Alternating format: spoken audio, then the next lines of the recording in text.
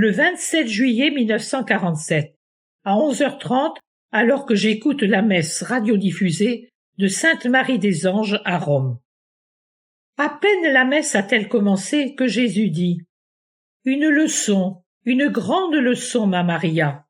Voici, regarde, le sommet du calvaire m'apparaît jaune et dépouillé, avec la croix dressée portant la victime. Marie et Saint Jean à ses pieds. Plus bas, Jérusalem dans le soleil. Sur le calvaire, la foule qui insulte. Observe, mon âme tant aimée, que je ne me lasse jamais d'enseigner, car je désire que tu connaisses tout de moi, autant qu'il est permis à une créature encore sur terre. Je veux que tu arrives à moi en étant instruite à mon sujet. Je veux en effet que tu connaisses Dieu avant que la mort ne t'emporte au royaume de l'intelligence et de la connaissance. Observe, mon âme, quel fut le prêtre au calvaire?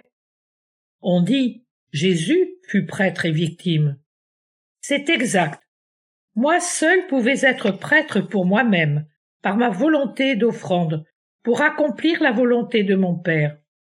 Aucune force humaine n'aurait pu me sacrifier, moi qui suis Dieu, si moi, Dieu, je n'avais voulu ce sacrifice.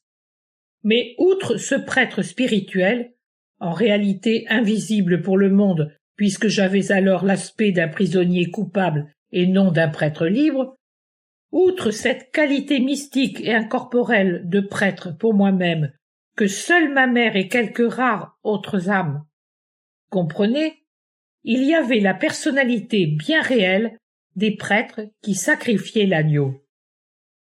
Or, qui était-il?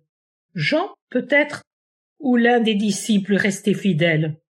Peut-être l'un des rares justes d'Israël?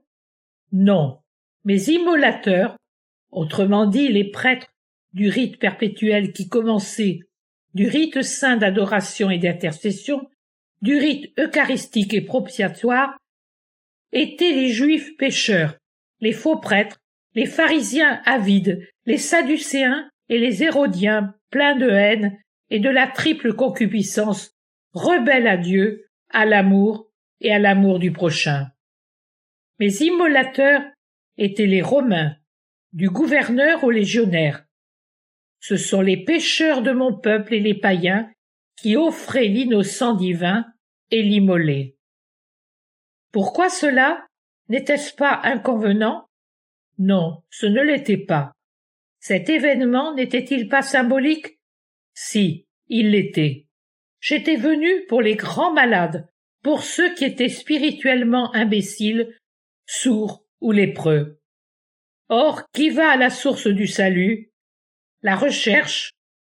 La fait jaillir et s'y plonge? Les personnes en bonne santé? Non, les malades.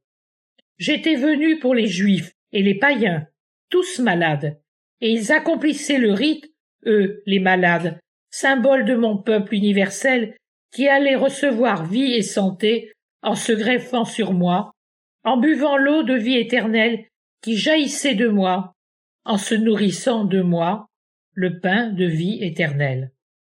Ils accomplissaient le rite par l'obéissance obtuse du sujet romain aux lois de Rome et par l'acharnement furieux du temple et de la synagogue. Ils servaient Dieu en croyant servir leurs propres intérêts ou ceux de l'empereur. Et puisque Dieu préférait l'obéissance des soldats aux ordres de Rome, autrement dit l'altruisme pour le bien de la patrie, à l'obéissance des Israélites à leur égoïsme personnel, la lumière a pénétré sous la double cuirasse des boucliers et du paganisme et, faisant fondre le granit des cœurs païens, il le changea en terrain de Dieu. En revanche, elle n'a pas pénétré sous les vêtements légers des prêtres et des pharisiens, car ces vêtements recouvraient la cuirasse impénétrable de la haine et de l'égoïsme. Mais les prêtres furent juifs et païens. Il en va de même de nos jours.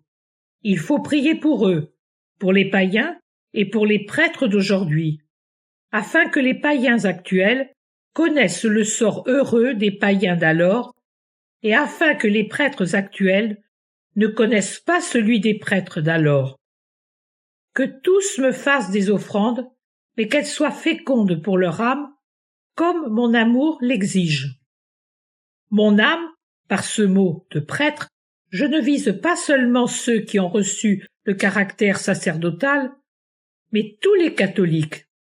Des catholiques en qui le sacerdoce est la meilleure part, au moins de nom et en raison du caractère qu'ils ont reçu par le sacrement de l'ordre, mais aussi des fidèles, ces soldats aux ordres des chefs de mon peuple que sont précisément les prêtres, de mon vicaire au dernier prêtre perdu en terre de mission, inconnu, pauvre, seul, persécuté, mais surtout inconnu, oublié du monde, mais pas de moi, qui me penche sur lui pour remplir sa solitude, restaurer ses forces, le revêtir déjà des vêtements des serviteurs rois, de l'amour roi.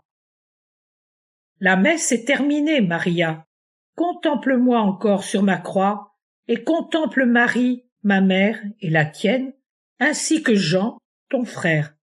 Nous t'aimons, et nous voulons que tu sois un cierge sur ce véritable autel qu'est le Golgotha.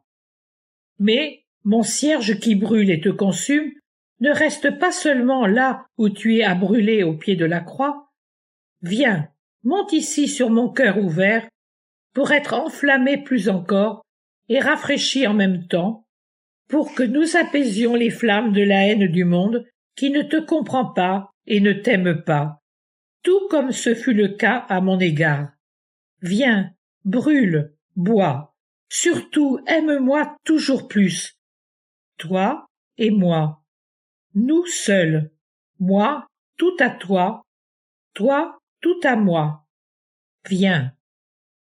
Jésus s'adressait à moi du haut de la croix, mais à la fin de son discours, c'était un visage lumineux de Jésus déjà transfiguré dans la gloire qui apaisait ma peine initiale à la vue de son visage torturé et de la souffrance de Marie et de Jean. Lorsque je fus dans la joie de son étreinte, il acheva. Tu ajouteras ceci.